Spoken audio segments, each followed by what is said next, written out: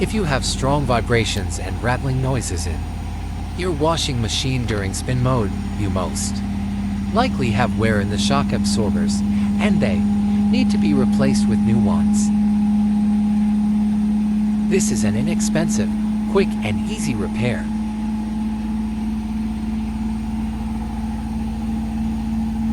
First, get the spare parts shock absorbers, order them according to the model of the washing machine.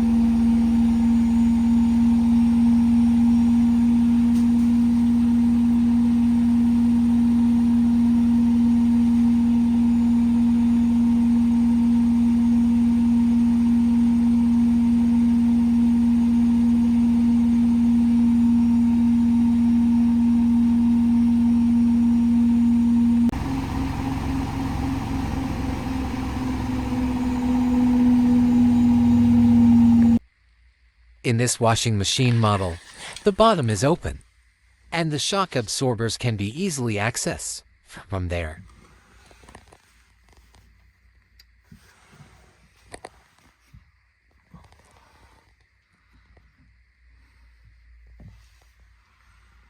And screw it and release for replace.